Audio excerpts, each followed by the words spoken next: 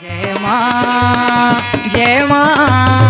गुरुवर गुरुवर जय मां गुरुवर गुरुवर माता स्वरूपम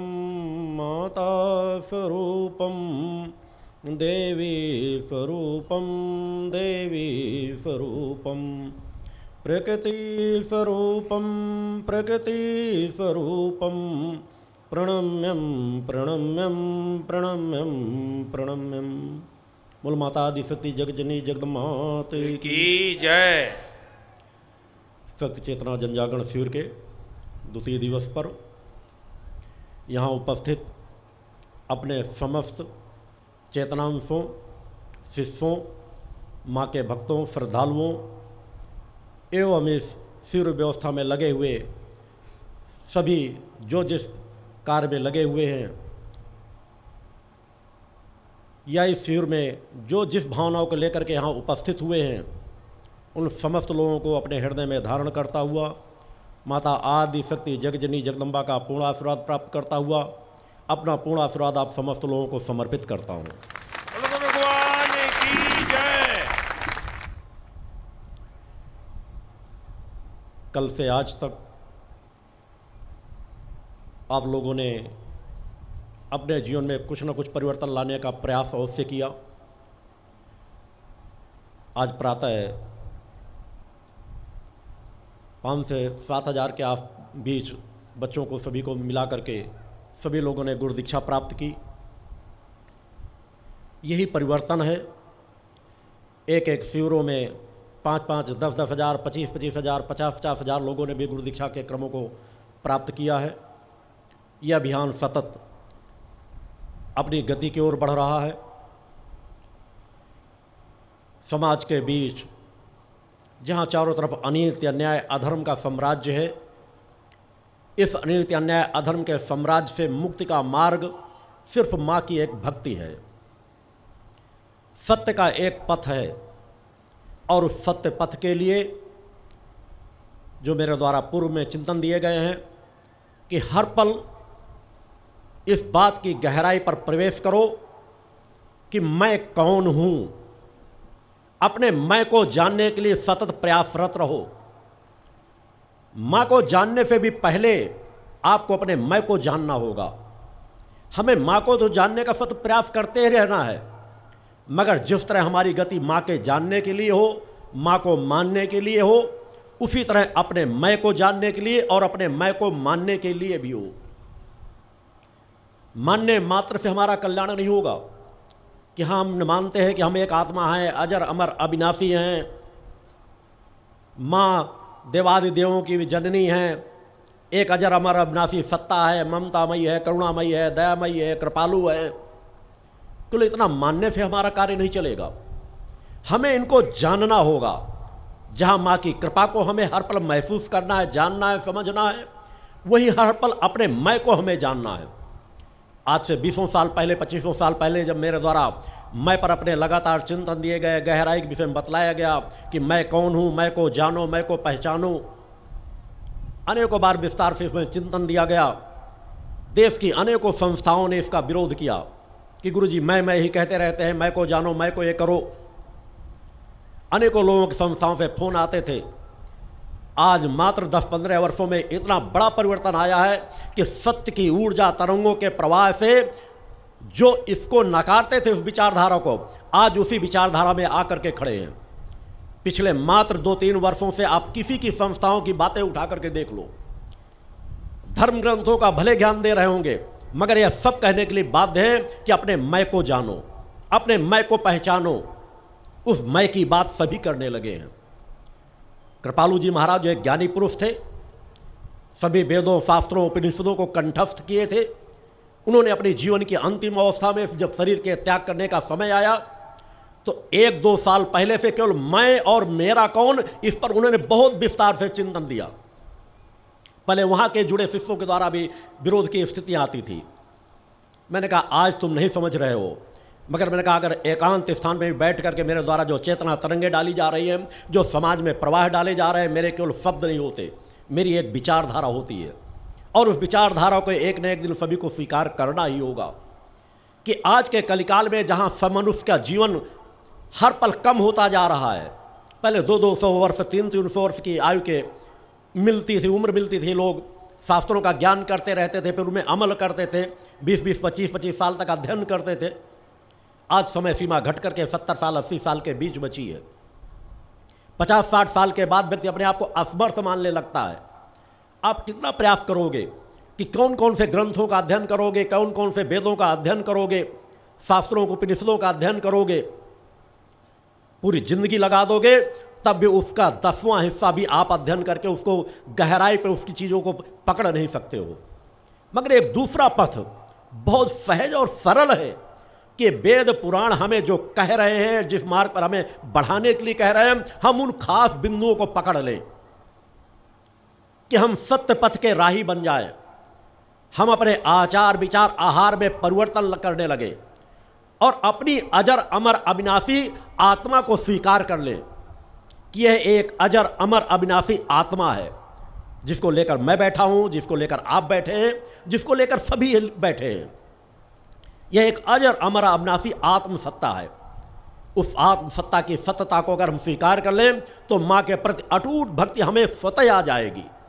यदि हम अपने आप को स्वीकार कर लें, अपनी अजर अमर अविनाशी सत्ता को स्वीकार कर लें, तो निश्चित हम उसकी जननी कौन है इसको जानने के लिए हमारा संबंध अपने आप जुड़ता चला जाएगा कि जब हमारी आत्मा अजर अमर अविनाशी है तो उसकी जननी भी हमारी परम सत्ता माता भक्ति आदि सत जगजननी जगदम्बा है, जो अजर अमर अविनाशी सत्ता है, अजन्मा है, अविनाशी सत्ता है, जो अनंत लोकों के देवादि देवों की भी जननी है, जन जन की जननी है। उस सत्य को स्वीकार करने के लिए हमारे पास एक सात्विकता पवित्रता का ही मार्ग है कि हर पल अपने आचार विचार व्यवहार चरित्र में परिवर्तन लाते हुए, विचारों को सही दिशा देते हुए नित्य प्रति अभ्यास करो कि मैं कौन हूं। मैं का तात्पर्य यह नहीं कि मैं इसका फला का पुत्र हूं, मैं फला की पुत्री हूं, मैं इस विभाग का कर्मचारी हूं, मैं डीएम हूं, मैं एसपी हूं, मैं विधायक हूं, मैं सांसद हूं। यह आपका परिचय नहीं है। यह परिचय तो नासवान है। इस जन्म में आपके 25-50 साल का यह परिचय हो सकता है, इस शरीर तक का यह परिचय आपका हो सकता है। इस शरीर के नष्ट होते ही वह परिचय समाप्त हो जाता है। और वैसे शासकीय परिचय तो आप स्वरूप से बाहर हुए नहीं कि आपके साथ रिटायर शब्द जुड़ जाता है, मगर वह धरातल को प्राप्त करो जहां रिटायर शब्द जुड़ता ही नहीं है कि मैं कौन हूं, मेरा कर्तव्य क्या है, मेरा धर्म क्या है और मेरी शक्ति क्या है। इस पर आपकी खोज होनी चाहिए, इस पर आपको शोध करने की आपके अंदर प्रवृत्ति जागृत होनी चाहिए। अपने अंदर की चीज़ों को तलाशना बहुत आसान है। हमारे बहुत ये सब चीज़ें नज़दीक है। अनेकों लोगों से, युवाओं से, अन्य को चर्चा की जाती है तो कहते हैं तो हमारे इंजॉय करने की उम्र है, समय है, हमें अन्य चीज़ों में बहुत ज़्यादा इंजॉय करने का आनंद मिलता है, तृप्ति मिलती है। मैंने कहा आनंद नहीं मिलता, विकार मिलते हैं। मेरा मानना है माँ की आराधना, अपने आप को जानने में, माँ की भक्ति करने में जितना एंजॉय है दुनिया के भौतिक जगत में कुछ है ही नहीं। एंजॉय करना है तो असली एंजॉय करो, जो तुम्हारे अंदर स्थायित्व दे, तुम्हारे अंदर क्षमता दे, तुम्हारे अंदर चेतना का संचार करे। तुम एंजॉय करने के लिए एक बियर की बाटल पी लोगे, शराब का एक पौवा चढ़ा लोगे, उस समय नफा चढ़ेगा और जब नफा उतरेगा आपका शरीर टूटेगा, निफाय होगा।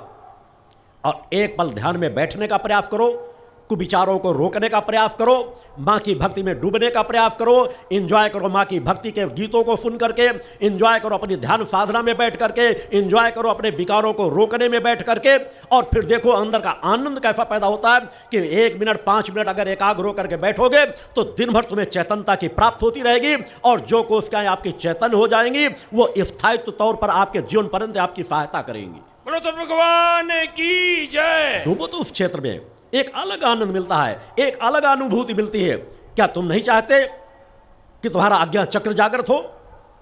क्या तुम नहीं चाहते तुम्हारी छठी इंद्री जागृत हो, तुम्हें अनुभूति चक्र जागृत हो? तुम नाना प्रकार के विषय विकारों के स्वप्नों के जंजाल में जो उलझे हुए रहते हो, क्या तुम नहीं चाहते कि तुम्हें ऐसे स्वप्न प्राप्त हो जो सत्यता पर आधारित हो, जो हमें कहीं ना कहीं कोई चिंतन और चेतना प्रदान कर रहे हो? क्या तुम नहीं चाहते कि हम जब मन को एकाग्र करके रात में विश्राम कर रहे हो तो हमारा ध्यान अपने आप लग जाए और ध्यान में हम सत्यता के अनेकों सरोवरों को देखें, पर्वतों को देखें, वनों को देखें, ऋषियों मुनियों की कुटियों को देखें, उनके दर्शनों, दिव्य दर्शनों को प्राप्त करें, उनके संकेतों को सुने, उनके प्रवचनों को सुने। एंजॉय करना तो अंदर डूबना सीखो। इस कण कण में क्या कुछ व्याप्त है तुम समझ ही नहीं पा रहे हो।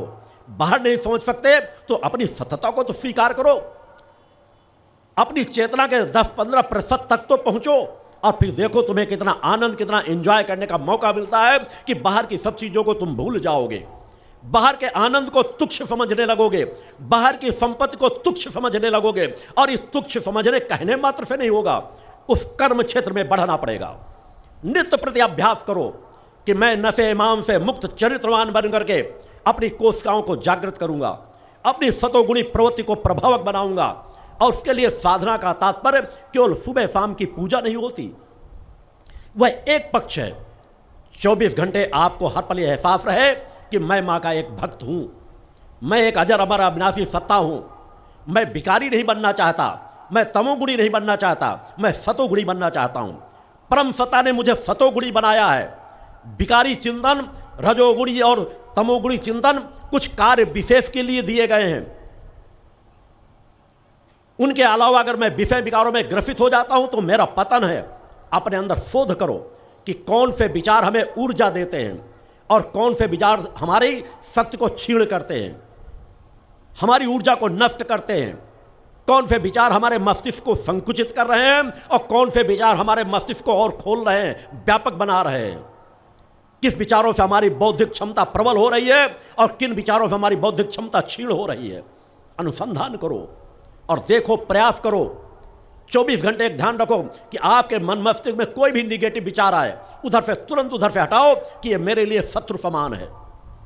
उस निगेटिव विचार में जाकर के मैं अपनी ऊर्जा को नष्ट करूंगा, मेरे अंदर विकार पैदा हो जाएंगे। उधर से तुरंत ध्यान को हटाओ, दूसरी सात्विक बातें सोचने लगो। किसी दूसरी बात को सोचना प्रारंभ कर दो, आपका ध्यान उधर से हटने लगेगा। और धीरे धीरे अभ्यास करते करते निगेटिव विचार आपको स्पर्श करना ही बंद कर देंगे। अगर स्पर्श भी करेंगे तो उसी तरह के, अगर पानी की बूंदें बरस रही हैं, आप अगर छाता लगाए हुए हो तो पानी आपके शरीर पे नहीं गिरता। विचारों की दिशा, सतोगुणी प्रवृत्ति को हावी कर लो अपने ऊपर। चेतना तरंगे आभा मंडल हर व्यक्ति का होता है। मेरा भी आभा मंडल है, आपका भी आभा मंडल है, जड़ से जड़ व्यक्ति का भी आभा मंडल है। उस आभा मंडल को आप सतोगुणी बना लोगे तो आपके आसपास कुविचार आपको स्पर्श करेंगे और दूर से ही छटक करके चले जाएंगे। उनका प्रभाव आपके शरीर पर नहीं पड़ पाएगा। उस पर हर पल शोध करो, हर पल विचार करो कि निगेटिव विचारों से अपने आप को अलग हटा के रखो। यही माँ की प्रारंभिक भक्ति का प्रथम चरण है। 24 घंटे एक सोच में रहो और अभ्यास करते करते वह अवस्था आ जाती है कि जीवन का एक पल, मैं एक पल की बात कहता हूं, एक पल ऐसा नहीं गुजरता जब आपके सांसों में, हर पल स्मरण में, एक एक सांस में सैकड़ों बार माँ का एहसास ना होता रहे, माँ की कृपा का एहसास ना होता रहे। हर पल वो एहसास बना रहेगा। हर पल आप कुछ कार्य करते हुए माँ का एहसास होता रहेगा। माँ शब्द आपके सुरों में चलता रहेगा। माँ की ऊर्जा का एहसास होता रहेगा। आवश्यकता है उस विचारधारा में डालने का प्रयास करो। ये सतत प्रवृत्ति आ जाती है क्योंकि आपके अंदर कोशिकाएं हैं। जिस तरह कुछ कोशिकाओं को तो आप जानते पहचानते हो, मगर सत्य की कोशिकाओं से आप दूर हो जाते हो। आपको सहज भाव से देखो। जब आप अपने अंदर क्रोध को हावी कर लोगे तो आपका क्रोध ही स्वभाव बन जाएगा। आप किसी को एक तमाचा नहीं मार सकते हो जब तक अपने अंदर क्रोध भाव को, अपनी कोशिकाओं को जागृत नहीं करोगे। क्रोधी को स्वभाव अपने अंदर नहीं लाओगे तब तक किसी को एक गाली नहीं दे सकते हो। विषय विकार की दिशा में आपका एक कदम भी नहीं बढ़ सकता जब तक विकारात्मक भाव अपने अंदर आप समाहित नहीं करोगे। तब तक आपकी कोशिकाओं में कोई प्रभाव नहीं पड़ेगा। उसी तरह सात्विकता का आनंद लेकर के देखो। एक बार सात्विकता की कोशिकाओं का आनंद लेकर के देखो कि सात्विकता के विचार जब आते हैं तो विकारों से हजारों गुना ज्यादा तृप्ति देते हैं, करोड़ों गुना ज्यादा आनंद देते हैं। उस तृप्ति में डूबने का प्रयास करो, उस आनंद में डूबने का प्रयास करो। सतोगुणी प्रवृत्ति, एक सोच कि निगेटिव विचार मेरी ऊर्जा को नष्ट करते हैं और सात्विक विचार मेरी ऊर्जा को बढ़ाते हैं, मुझे चेतनता देते हैं, मुझे आनंद से परिपूर्ण कर देते हैं, मेरी कोशिकाओं को चेतन करते हैं, मेरे अंदर की सुषुम्ना नाड़ी सातों चक्र सक्रिय होने लगते हैं। हर मनुष्य सातों चक्रों का जीवन जी रहा है। वह 1% चक्र जागृत हो, क्योंकि अगर सातों चक्रों में प्राणवायु सक्रिय नहीं है तो वह व्यक्ति जीवित ही नहीं रह सकता, क्योंकि हमारा जीवन ही सातों चक्रों पर आधारित है। मगर उन सातों चक्रों को हम कितना व्यापक बना लेते हैं। हर व्यक्ति उनका उपयोग करता है। एक नास्तिक से नास्तिक व्यक्ति भी उसका उपयोग करता है, मगर कहता मानते ही नहीं। सत्य है मगर सत्य को स्वीकार नहीं करते। एक नास्तिक व्यक्ति भी जब उसे किसी का नाम भूल जाता होगा या अपनी रखी हुई कोई सामग्री भूल जाती होगी तो याद करता है और कहाँ पे सोचता है? इसी आज्ञा चक्र पर। आज्ञा चक्र पे थोड़ा सा आंख बंद करेगा, सोचेगा और वो चीज़ उसको याद हो जाती है। उपयोग इन्हीं चक्रों का मैं भी ले रहा हूं, आप भी ले रहे, सभी ले रहे हैं। सिर्फ फर्क इतना है कि आपने इस आज्ञा चक्रों को कितना प्रभावक बनाया है। इस आज्ञा चक्रों प्रभावक बनाते बनाते अवस्था इतनी आ जाती है कि पूर्णतः भी आप ना प्राप्त करो, आप आंख बंद करके भी एहसास कर सकते हो कि हमारे आसपास क्या हो रहा है, क्या घटित हो रहा है। एक अलग आनंद है। भक्त के मार्ग में चल करके देखो, एक अलग तृप्ति मिलेगी, एक अलग आनंद मिलेगा, जो अन्य विषय विकारों में नहीं है, नशे में लिप्त होकर के नहीं है, रात रात भर पार्टियां करने में आनंद की स्थिति नहीं है। उस मार्ग में चलो, बढ़ो, अपने मैं की खोज करो कि मैं कौन हूं, मेरे अंदर की शांति की अंतिम चरम अवस्था क्या है और मेरे अंदर की शक्तियां कौन कौन सी है। परम सत्ता ने हमारे इतना महत्वपूर्ण जीवन दिया है तो हमारे अंदर कौन कौन सी शक्तियों को समाहित किया है। हम बाहर सब कुछ प्राप्त करना चाहते हैं, धन दौलत वैभव प्राप्त करना चाहते हैं, मगर हमारे अंदर की शक्तियों को हम देखना भी नहीं चाहते। ऐसी अलौकिक शक्तियां भरी हुई हैं कि जिनकी अगर हम आंशिक 10-5% भी उन शक्तियों के नजदीक पहुंच जाएं तो हर व्यक्ति खुशहाली का जीवन जी सकता है, सामर्थ्य का जीवन जी सकता है। तो खोज करो कि मैं कौन हूं। हर व्यक्ति तलाश करे। मैं का तात्पर्य मैंने बार बार कहा, भौतिक जगत नहीं, आपकी सामर्थ्य नहीं कि आप विधायक हो, सांसद हो, मंत्री हो, मिनिस्टर हो, अधिकारी हो, यह नहीं। मैं उस परम सत्ता ने जो मेरी आत्मा में मुझे मैं के रूप में एक स्वरूप दिया है, वो है मैं कौन हूं और मैं की जननी कौन है। इसका जानने का प्रयास करोगे तो मां के प्रति आपकी अटूट भक्ति अपने आप आ जाएगी। अतः मैं को जानो और अपनी मां के जननी को जानो। और जो सबसे महत्वपूर्ण 7 विकार हैं इस भौतिक जगत में, जो सबसे ज्यादा समाज को पथभ्रष्ट कर रहे हैं, उन 7 विकारों से हमेशा सजग रहो। और 7 विकारों से यदि अपने आप को दूर करने में तुम सफल हो गए तो तुम्हें अलौकिक शांति की अनुभूति होगी। तुम सच्चे मां के भक्त बनोगे, मां के चरणों में बैठोगे तो तुम्हें तृप्ति की अनुभूति होगी कि कम से कम मां हमने, आप जिस तरह हमें स्वरूप को भेजा, मानव जीवन हमें दिया, तो हम कम से कम प्रारंभिक धरातल को मजबूत करके आपके समक्ष बैठे हैं। आपकी कृपा के लिए हम लालायित हैं। मां हमें कृपा दो, हम मां हमें अपना आशीर्वाद प्रदान करो। और वो 7 विकार हैं: नशा, मांस, भ्रष्टाचार,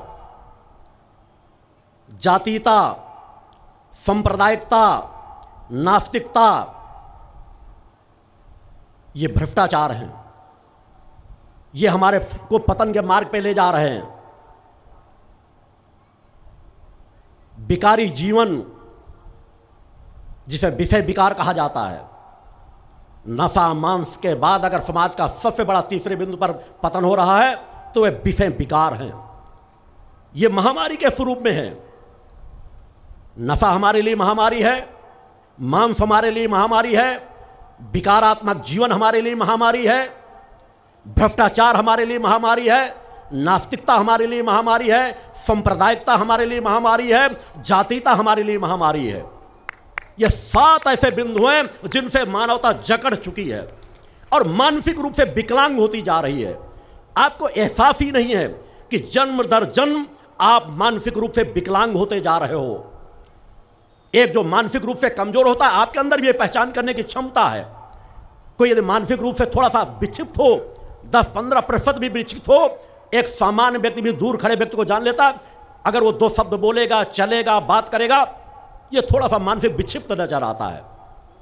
इसी तरह मैं देख रहा हूं कि तुम में से अधिकांश लोग, आज की मानवता में 99% लोग मानसिक रूप से विक्षिप्त होते जा रहे हैं। उनसे मानसिक क्षमता कमजोर होती चली जा रही है, सोचने समझने की क्षमता कमजोर होती चली जा रही है और जन्म दर जन्म बच्चों के अंदर और कमजोर होती चली जा रही है। और यही कारण है कि आज छोटी सी समस्या आते ही, छोटा सा तनाव आते ही कोई बच्चे आत्महत्या कर रहे हैं, कोई कुछ कर रहे हैं। ये मानसिक कमजोरी का ही परिणाम है। और उसके बीच यही सब चीज़ें हैं कि आज समाज या तो नशे से ग्रसित है, नशा मनुष्य को पतन के मार्ग पे ले जा रहा है। नशे से समाज को मुक्त कराना नितांत आवश्यक है। नशा सबसे ज़्यादा अगर समाज का पतन कर रहा है तो नशा आज पतन कर रहा है। मगर दुर्भाग्य है कि आज समाज को उस दिशा से जो सबसे बड़ी महामारी है, जो जिम्मेदारी शासन प्रशासन की होनी चाहिए, उस दिशा में ध्यान नहीं दिया जा रहा। सोच नहीं जाती कि एक राजा के लिए जनता उसकी प्रजा समान होती है। राजपदों पे बैठना, प्रमुख पदाधिकारियों के किसी गद्दियों पर बैठना, जिम्मेदारी के पदों पर पहुंचना, यह सब संस्कारों से प्राप्त होता है। और उन संस्कारों से प्राप्त पदों का यदि हम सदुपयोग ना करके दुरुपयोग करते हैं तो हमें उसके पाप से कोई भी बचा नहीं सकेगा। आज नहीं तो कल हमें उस पाप के फल को भोगना ही होगा। सोच नहीं जाती कि हम मानवता को नफा दिला रहे हैं, शराब के ठेके खुलवा रहे हैं, खुद पैसे दे दे करके ठेके उठा उठा करके शराब की दुकानें खुलवाई जा रही हैं हर शहरों में, हर गांवों में, हर तहसीलों में। एक बार सोच नहीं जाती कि हम देश को धर्मगुरु बनाना चाहते हैं, देश को सर्वशक्ति संपन्न राष्ट्र बनाना चाहते हैं, विश्व का धर्मगुरु कहलाना चाहते हैं। क्या इसी तरह में धर्मगुरु बन जाएगा कि हम समाज को नफा परोसते रहें, जगह जगह दुकानें खुलवाते रहें? अतः अगर सरकार नहीं सोच सकती तो समाज को सोचना होगा। भक्ति मानव कल्याण संगठन इसी दिशा में कार्य कर रहा है। आपको डोर टू डोर जा करके एक एक व्यक्ति को जगाना है, समझाना है कि महामारियों में सबसे पहली महामारी है नशा। आप अपने परिवार को नशे से मुक्त करो। आज भक्ति मानव कल्याण संगठन के प्रयास से लाखों नहीं करोड़ों लोग आज देश के नशे माम से मुक्त चरित्रवान जीवन जी रहे हैं। घातक से घातक नशा करने वाले लाखों लोगों को मेरे द्वारा नशा मुक्त जीवन प्रदान किया गया है। आज तो शराबियों से कोई उनकी नशा छुड़ाने की बात करे, मगर किसी को अनुभव करना है कि सत्य की चेतना तरंगों का प्रवाह क्या होता है तो मेरे आश्रम में कुछ दिन रुक करके देखे। या देवी सर्वभूतेषु शक्ति रूपेण संस्थिता नमस्तस्यै नमस्तस्यै नमस्तस्यै नमो नमः। पंच ज्योति शक्ति तीर्थ सिद्धाश्रम, मां की कृपा और गुरुदेव की अमृतवाणी का पावन संगम। एक ऐसी पवित्र भूमि जहां मां भगवती की ज्योति हर दिल को रोशन करती है, जहां परमहंस योगीराज श्री शक्तिपुत्र जी महाराज के चरणों में बैठकर हर मन की पुकार सुनी जाती है। पंच ज्योति शक्ति तीर्थ सिद्धाश्रम, जहां हर कदम पर साधना, हर सांस में भक्ति और हर पल में जन कल्याण की सुगंध बिखरती है। आओ इस अलौकिक यात्रा में शामिल हो और देखो कैसे एक आश्रम ने करोड़ों जीवन को बदला। युगवंदनीय धर्म सम्राट, युग चेतना पुरुष सद्गुरुदेव परमहंस योगीराज श्री शक्तिपुत्र जी महाराज के पावन चरणों में कोटि कोटि नमन, वंदन और प्रणाम। उनकी कृपा से एक ऐसी पवित्र स्थली का सृजन हुआ जो तप, योग, ध्यान और साधना का स्वर्णिम केंद्र है। यह है मध्य प्रदेश के शहडोल जिले की ब्योहारी तहसील में बसा पंचज्योति शक्ति तीर्थ सिद्धाश्रम, जिसकी नींव परम पूज्य गुरु वर्श्री ने 23 जनवरी 1997 को रखी। तब से यहाँ माँ भगवती की अखंड ज्योति जल रही है और 15 अप्रैल 1997 से श्री दुर्गा चालीसा का अखंड पाठ अनंत काल तक जन जन के कल्याण के लिए गूंज रहा है। हर सुबह और हर शाम जब सूरज की किरणें और चांद की चांदनी सिद्धाश्रम को चूमती हैं, तब परम पूज्य गुरुदेव जी माता भगवती आदिशक्ति जगत जननी दुर्गा जी सहित सभी देवी देवताओं और सहायक शक्तियों की आरती करते हैं। इस पावन बेला में भक्तों के हृदय मां की भक्ति में डूब जाते हैं। मूल ध्वज साधना मंदिर में भी रोज सुबह शाम होने वाली आरती में भक्तों का समूह उमड़ता है। यहाँ हर मन की पीड़ा मिटती है, हर शरीर को शांति मिलती है और हर आत्मा को सुख, शांति व समृद्धि का आशीर्वाद प्राप्त होता है। परम पूज्य गुरुदेव की कृपा ऐसी कि वे रोज सुबह और शाम भक्तों से निःशुल्क मिलते हैं।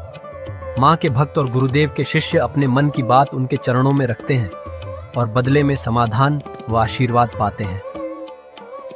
अब तक 1 करोड़ से ज्यादा भक्त गुरुदेव से मिलकर उनके मार्गदर्शन से जीवन की राह पा चुके हैं। गुरुदेव की वाणी ऐसी कि सुनते ही मन में संकल्प जागता है। उनके आशीर्वाद से करोड़ों लोग नशे और मांसाहार से मुक्त होकर चरित्रवान और चेतनावान जीवन जी रहे हैं। हर दिन सैकड़ों लोग नशा छोड़ने की प्रेरणा लेने सिद्धाश्रम धाम पहुंचते हैं। पूज्य गुरुदेव के 20 लाख से अधिक दीक्षा प्राप्त शिष्य आज के अधर्म और अन्याय के दौर में भी मां की ज्योति से अपने घरों को आलोकित करते हैं। वे साधनात्मक जीवन जीते हुए आत्म कल्याण और जन कल्याण के पथ पर चल रहे हैं। क्या यह चमत्कार नहीं?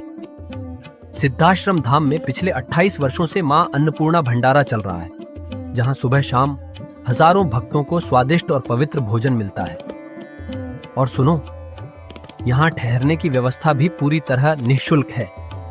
क्या ऐसी जगह कहीं और मिलेगी जहां हर सुविधा मां की कृपा से मुफ्त हो?